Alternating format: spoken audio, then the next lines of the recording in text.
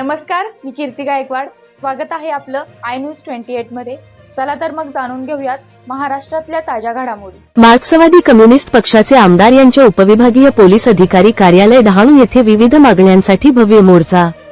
पालघर जिल्ह्यातील डहाणू तालुक्यात कायदा आणि सुव्यवस्था याच्या बोजवारा उडाला असून डहाणू तालुक्यात गुन्हेगारांवर पोलिसांचे वचक राहिले नाहीये. डहाणू तालुक्यात जुगार, मटका, गांजा, चरस विक्री, गुटखा विक्री तसेच गुजरात केंद्रशासित प्रदेशातील बनावट दारू माफियांचा हौदोष सुरू असून असे अवैध धंदे जोमाने सुरू आहेत. या सर्व अवैध व्यवसायाला पोलिसांचे संरक्षण आहे की काय असा प्रश्न सर्वसामान्य जनतेला पडलेला आहे.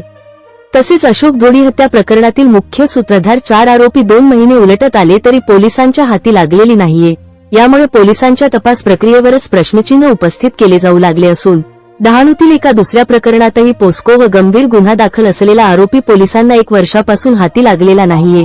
यामुळे पोलिसांचा कर्तव्यावर स्थानिकांचा विश्वास राहिला नसून महिलांवरील अत्याचार आणि गुन्हेगारीमध्ये वाढ झाल्याचा आरोप करत मार्क्सवादी कम्युनिस्ट पक्षाने उपविभागीय पोलीस अधिकारी कार्यालयावर मोर्चा काढत आंदोलन केले.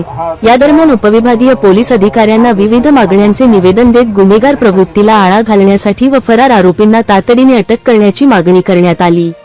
रिपोर्टर इंडिया न्यूज 28 साठी रहीम कुरेशी, डहाणू विधानसभा मतदारसंघाची रिपोर्टर.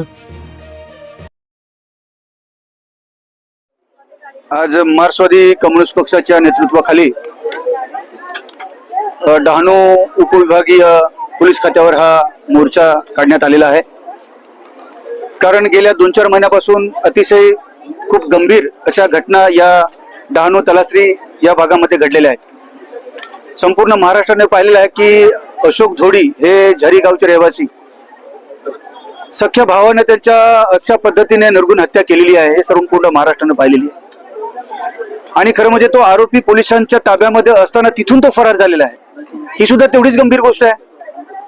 काय ह्याच्या पाठीमागे नेमकं काय आहे ह्याचा सुगावा लागत नाही. खरं म्हणजे ते अनेक वेळा त्यांचे कुटुंबीय आमच्या कम्युनिस्ट पार्टीच्या ऑफिसला कार्यालयात येऊन या भागाचा लोकप्रतिनिधी म्हणून माझ्याकडे त्यांनी संपर्क करून की आमच्या वडिलांच्या अशा पद्धतीने जी हत्या झालेली आहे खूप गंभीर घटना आहे आणि आमचं पूर्ण परिवार हे पूर्णतः खचलेला आहे आणि त्यातल्या त्यात आरोपी सुद्धा पकडला होता पोलिसांनी, तो फरार झालेला आहे. खूप मोठी गंभीर बाब आहे. तर ते लवकरात लवकर त्या आरोपीला पकडलं पाहिजे, त्याला कठोरातली कठोर कारवाई झाली पाहिजे. या बाबतीमध्ये मी स्वतः आमच्या पक्षाचं नेतृत्व कॉम्रेड चंद्रकांत गोरखन असतील, किरण गाल आहेत, रडका कलांगडा आहेत, हे आमचं पक्ष नेतृत्व सुद्धा पोलिसांची वारंवार या बाबतीत चर्चा केली. पोलिसांचं म्हणणं आहे की आम्ही शोध घेतोय, आमची शोध मोहीम सुरू आहे, तरी सुद्धा अजूनही हा आरोपी त्यांना सापडलेला नाही. त्याचप्रमाणे डहाणू तलासरी या भागामध्ये हे जे नशिले पदार्थ आहेत म्हणजे गांजा म्हणा, अंमली पदार्थ जे आहेत ह्याची सुद्धा फार मोठ्या प्रमाणामध्ये तस्करी होते. आता खरं म्हणजे आजची ही जी पिढी आहे, तरुण पिढी आहे, ही एक पिढी वाया जाते हो. या बाबतीत सुद्धा आम्ही पोलिसांची चर्चा केली का ह्याच्यावर कुठेतरी आळा घातला पाहिजे. आज डहाणूचं कॉलेज आहे अशा ठिकाणी पण हे विद्यार्थ्यांमध्ये ह्याचा प्रभाव वाढलेला आहे. तर हे कुठेतरी बंद झालं पाहिजे. आता ही खास जबाबदारी पोलीस खात्याची आहे, परंतु पोलीस खाते याच्याकडे दुर्लक्ष करतं. त्याचप्रमाणे काही आज या भागातून मोठमोठे प्रकल्प जात आहेत. त्या मोठमोठ्या प्रकल्पातले जे काही या भागातली लोक आहेत त्यांना जी रक्कम मिळाली, दलाल घेऊन गेलेले आहेत, दलालाने ते पैसे लंपास केले. त्या बाबतीत आम्ही पोलीस खात्याकडे तक्रारी दिल्या, त्याची सुद्धा काही दखल घेतली जात नाही. म्हणजे सर्व प्रश्न घेऊन आज या ठिकाणी हा मोर्चा काढण्यात आलेला आहे.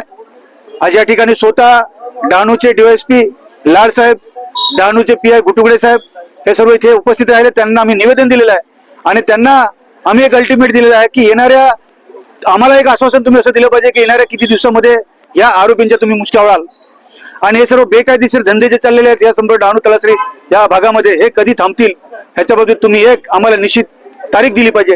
त्यांनी या ठिकाणी मोर्चाच्या समोर आज एवढी इथे शेकडो लोक आहेत यांच्या समोर त्यांनी आम्हाला सांगितलेलं आहे की येणाऱ्या आठवड्याभरामध्ये यांचे हे जे काही आरोपी आहेत त्यांना आम्ही जेरबंद करू आणि हे जे काही अंमली पदार्थ वगैरेची तस्करी चाललेली आहे ह्याच्यावर सुद्धा आळा घालू अशा प्रकारचे त्यांनी आश्वासन दिलेलं आहे. आणि समजा आठवड्याभरामध्ये आमच्या सिस्टममध्ये त्यांना भेटणारच आहे आणि त्यांनी दिलेल्या आश्वासन अंमलबजावणी जर झालं नाही तर मोठ्या संख्येने या डहाणूच्या DYSP कार्यालयाला आम्ही घेराव आंदोलन घेऊ.